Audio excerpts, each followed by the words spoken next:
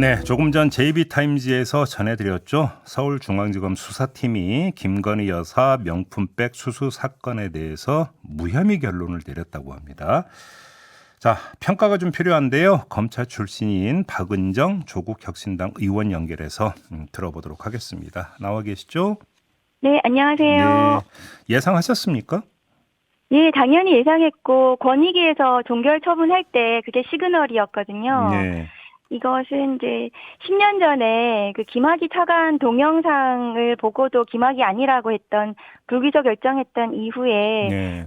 검찰의 가장 치욕스러운 결정이 될 거라고 생각합니다. 그래요. 아무튼 그 검찰의 무혐의 결론의 근거가 이 명품백이 청탁 대가가 아니라 만나준 것에 대한 감사함의 표시다. 이렇게 지금 그 해석을 했다는 거 아니겠습니까? 어떤 말씀 주시겠습니까? 그게 뭐 접견하기 위한 목적 이런 표현이 나오던데요. 네. 그 말 자체로 저는 굉장히 놀랐습니다. 그러면 김건희 여사 만나는데 그 명품백이 입장권이었다는 표현 같거든요. 아, 예. 그 김건희 여사가 뭐 미성년자나 이런 뭐 그런 분도 아닌데 이 명품백으로 유인해서 만났다는 것인지 네. 그런 표현이 굉장히 저는 놀랐고, 게다가 그 감사 표시라는 표현도 그런 공무원한테 이런 수백만 원 감사 표시 하지 말라고 네. 그걸 처벌하는 게 청탁금지법이에요. 네네. 헌법재판소 결정에 따르면 배우자가 그렇게 금품을 수수하는 경우에 공직자가 수수하는 것과 같다는 헌재 결정도 있습니다. 예, 예. 그래요. 좀 짚을 점이 몇 가지가 있는데 첫째 이제 그 수사팀이 이 그 디올백이 최재형 목사가 건넨 그 디올백 진짜 그거와 똑같은 거냐를 이제 검증을 했다는 거 아니겠습니까? 검증 결과 네네. 같은 제품으로 그러니까 결론을 내렸다는데 이건 어떻게 보세요? 여보세요. 그 동일 제품이 맞다고 하더라도 네. 이 논란이 계속될 거가 그 최대형 목사가 이게 고유 번호가 있으니까 네. 제조하고 싶다고 얘기하고 있잖아요. 그런데 그 손쉬운 절차를 무시하고 그 구매 영상으로 뭐 이걸 식별했다는 건데 예, 예. 그것은 계속해서 논란이 될 예정으로 보이고요. 예. 그리고 심지어 이것을 김건희 여사가 뭐 소유권을 포기해서 공매 처분할 거다고 예. 제가 언론 보도를 봤는데 그런 물건을 없애는 거거든요. 예. 그러면 더더욱 이것이 계속 문제가 될 것 같습니다. 근데 지금 애당초 용산의 설명은 그 기록물이라는 거 아닙니까? 기록물을 공매 처리할 수도 있나요? 네, 맞습니다. 처음에는 대통령 기록물이라고 했다가 예. 대통령 기록물이면 직무 관련성이 있어야 되는 거거든요. 네. 그럼 직무 관련성이 있으면 이건 청탁금지법에 딱 떨어지는 사안이에요. 그래서 대통령 기록물이 또 아닌 것으로 네. 또 이렇게 구성을 해서 아마 이런 결론을 내린 것 같은데 이게 그 일관성이 없는 거죠. 그래서 대통령 기록물이어서 이거를 뭐 그 국고에 넣어야 되는 건데 반환하면 횡령이다 이런 얘기도 그 당시에 이철규 국민의힘 사무총장이 하지 않았습니까? 예. 맞습니다. 이 잠시 포장을 풀었다가 재포장해서 보관을 했고 가방을 받은 당일 저녁에 이거 그 돌려주라고 김건희 여사가 지시했다. 요 이제 네. 진술이 나오지 않았습니까? 이게 네네. 이제 그 수사 과정에서 얼마나 정밀하게 검증이 됐는지 좀 따져봐야 될 것 같은데 어떻게 봐야 될까요?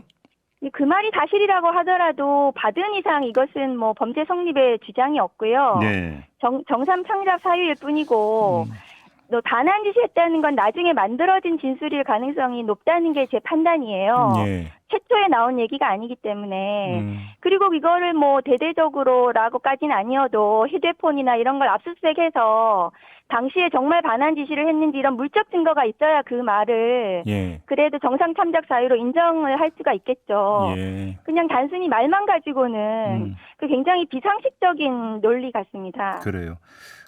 이 과정에서 한쪽에서는 이게 특정범죄 가중처벌법상 알선수재나 변호사법 위반 적용이 가능하다 이런 주장이 나온 바가 있었는데 의원님 견해는 어떠세요? 네, 그 구성이 저도 가능하다고 보여지는 게 2017년도 건의기 매뉴얼에 이런 경우에 배우자를 알선수재로 수사 의뢰해야 된다는 내용이 있어요. 네. 이 경우에도 그 김창준 미 연방 하원의원 네. 사후 국립묘지 안장이라든가 국정자문위원 임명이나 통일TV 송출 이런 것들은 대통령의 직무 범위에 저는 들어간다고 보여지고 네. 그런 최재형 목사가 국회 청문회에 나와서 증언을 했습니다. 네. 그럼 청탁이 있었고 이 명품백 수수가 있었으면 이것은 남편인 대통령의 그 공직 그 직무와 관련해서 공무원에게 알선수재한다는 명목으로 받았음이 의심이 되거든요. 네. 그리고 그 알선수재에 있어서는 그 알선한 대로 청탁이 이루어지지 않더라도 공무원을 소개만 해도 처벌이 가능하다는 판례도 있어요. 예. 그러면 알선수재나 변호사법 위반으로 충분히 구성이 가능할 거라고 그렇게 저도 보여집니다. 그러면 이게 만약에 진짜로 무혐의 결론 냈다고 공식 발표를 하면 이게 법리적으로도 이게 좀 논쟁이 벌어질 가능성이 충분히 있겠네요. 네, 충분히 그 법리적으로 문제가 되고 그리고 이 부분은 뭐 어쨌든 처음부터 다시 저는 수사해야 된다고 생각합니다. 그러면 한동훈 대표 같은 경우는 어제 이게 뭐 그 팩트와 법리에 따라서 판단했을 것이다 이렇게 평한 바 있는데 이런 어떤 한동훈 대표의 평은 어떻게 평가하십니까? 글쎄 한동훈 대표가 법률가인지 의심스럽고 이 알선수재나 뭐 이런 거에 대해서 본인이 특수부 검사했지 않습니까? 예. 그럼 이 법리에 대해서 누구보다도 잘 아실 분이 왜 김건희 여사 보호를 위해서 그런 말씀을 하신 것 같다. 저는 그렇게 보여집니다. 자, 이제 관건은 이원석 총장에게 보고가 이루어지지 않겠습니까? 그럼 보고를 받은 네, 그렇죠. 이원석 총장이 어떤 결정을 내리는지가 지금 관심사인데 의원님은 어떻게 전망을 하세요? 그 이원석 총장은 지난번 이 수사팀 뭐 관련해서 인사 파동이 일어났을 때 인사 패싱 당하고 그다음에 이거 뭐 보고도 패싱 당했잖아요. 네. 그때부터 뭐 저는 식물총장이라고 보여지고 이 건과 관련해서는 뭐 그 결정할 권한이 아무것도 없을 것이다. 네. 그렇게 보여지고 네. 그리고 이 뭐 이원석 총장이 지금 수심이 얘기가 나오고 있는데요. 네. 그 수심이라는 거는 수사팀하고 대검하고 의견이 다를 때 뭐 이게 총장이 뭐 소집을 할 수는 있겠지만 뭐 사실상 이원석 총장이 수심이 결정을 고민한다 하더라도 지금 그 나가는 검찰총장의 결정을 보필할 대검 참모는 없을 거라고 생각합니다. 아, 그래요? 근데 그러니까 그 이원석 검찰총장이 현재 힘이 있느냐 없느냐라고 하는 내용적인 문제를 떠나서 일단 형식적인 측면만 놓고 볼 때 명품백 수수 사건에 대해서는 총장의 수사 지휘권이 살아 있는 거잖아요. 네, 그렇죠? 있습니다. 그러면 만약에 수사팀이 저 무혐의 결론 내렸습니다라고 하면 그 총장이 못 받아들이겠다 하면은 이거는 수사가 그냥 끝나지 않은 상태로 그 상태로 있게 되는 겁니까? 어떻게 되는 겁니까? 네, 그렇습니다. 총장의 승인, 총장의 그 보고하고 허가, 그 대검에서 그 부분에 대해서 수사 지휘권이 있는 거죠. 아, 그럼 수사 지휘권이 있기 때문에 나는 이거 이해 못하겠다, 승인 못한다 이러면 그냥 그 상태로 올 스톱 이렇게 되는 겁니까? 네, 그래서 서울중앙지검에서 그 부분에 대해서 보완하든지 그렇게 해야 될 것 같은데 아마 이원석 총장이 지금으로서는 저는 뭐 어떤 다른 결정을 할 거라고 기대하지는 않습니다. 조금 아까 얘기는 근데 형식적인 그 권한 측면이고 실제적으로는 그럴 힘이 없을 것이다 이렇게 보시는 거고요. 네, 그렇습니다. 자, 근데 이번에 무혐의 결론 내린 건 명품백 사건이고요. 도이치모터스 건 같은 경우는 지금 얘기가 없는데 이건 어떻게 전망을 하십니까? 그 도이치모터스 같은 경우에 이제 항소심 선고가 곧 있을 예정이잖아요. 예. 근데 최근에 이제 언론 보도 보니까 그 도이치모터스 주가 조작 관련해서 전주들의 한 80여 명 전수조사를 한다는 얘기가 나와요. 그러면 이 전주들에 대해서 뭐 또 전수조사를 하면서 그 이게 이 도이치모터스 주가 조작 관련해서 김건희 여사와 그 최은순 씨 모녀가 차지하는 비율이 한 47% 넘게 돼요. 그럼 이 중요한 전주들에 대해서 처벌 면죄부를 주기 위해서 이 전주 조사를 그 전수 조사를 하는 것이 아닌가 의심스럽죠. 그래요. 근데 그러면 이 명품백 사건하고 수사 결론을 내리는 데는 좀 시차는 좀 있겠네요. 그러면? 그러니까 명품백 불기소하고 나서 여론을 좀 살펴보고 있다가 슬그머니 불기소하는 이 눈치를 보지 않을까 우려스럽습니다. 그래요. 아무튼 그렇게 결론 내려서 발표를 하면 국회에서는 어떻게 하는 겁니까? 다시 김건희 특검법 그 발의해서 통과시킨다. 뭐 이런 어떤 이야기로 모아지게 되는 걸까요? 네, 그렇습니다. 이 결론에 설득을 당할 국민은 아무도 없을 거고요. 예. 국민적 분노가 있으면 저희 국회에서 지금 김건희 특검법이 법사위에 올라와 있습니다. 네. 그러면은 이 김건희 특검법을 뭐 반드시 통과시켜야 되겠죠. 예. 그래서 뭐 재수사가 이루어질 수 있도록 음. 할 예정입니다. 알겠습니다.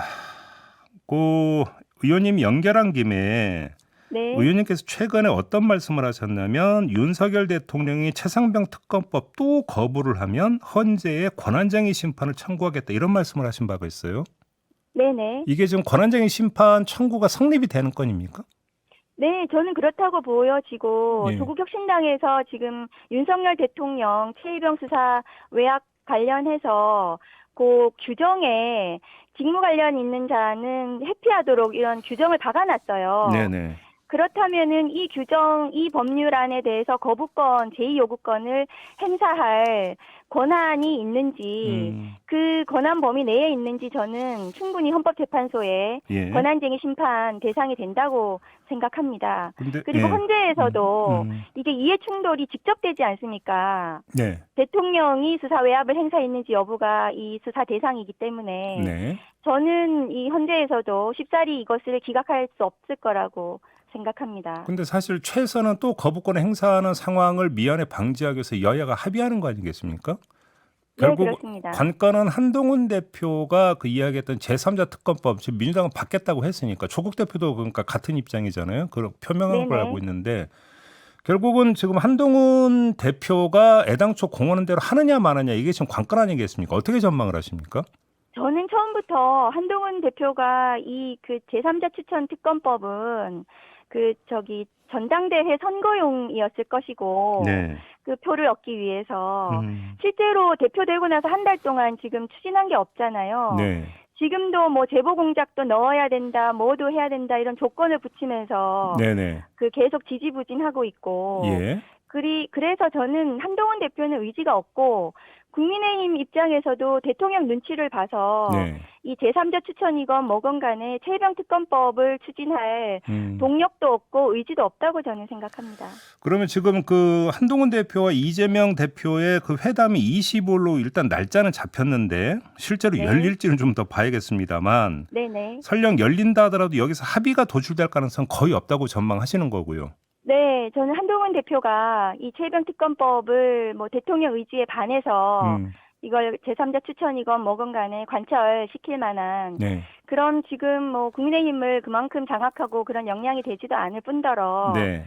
저는 그 부분에 대해서는 협의가 잘 되지 않을 거라고 전망합니다. 그러면 예를 들어서 대표 회담이 결렬이 되거나 설령 대표 회담이 열렸지만 합의가 되지 않으면 바로 그러면 그 표결을 위한 절차에 들어가야 된다 이런 입장이세요? 우선은 최혜병 특검법이 지금 그 조국혁신당도 그렇고 민주당이 발의를 해놓은 상태이고요. 예. 그리고 그게 이제 아직 법사위에 안 올라와 있습니다. 그래서 법사위에서 그 부분에 대해서 대통령을 직접 겨냥한 예. 그 부분에 대해서 논의를 해서 다시 본회의에 올려야 되겠죠. 그래요. 그럼 만약에 이렇게 되면 제3자 특검법 받는 게 아니라 애당초 발의안 그대로 처리하겠다는 걸까요? 네, 그렇죠. 저희가 지금 발의한 부분에 대해서는 예. 제3자 추천은 아니죠. 그런 거. 근데 그러면 또 국민의힘이나 한동훈 대표 입장에서는 왜 그러니까 우리하고 그러니까 합의할 시간 이런 것들을 포기하고 그대로 밀어붙이냐 또 이렇게 나오지 않겠습니까? 지금 한동훈 대표하고 이재명 대표하고 두 분이 네. 지금 협의하는 게 가장 직접적이지 않습니까? 네. 그 협상이 결렬이 되면 국민의힘하고 뭘 더 그 협의를 하고 뭐 시간적으로 네. 더 논의를 할 수 있을까요? 저는 회의적이라고 생각합니다.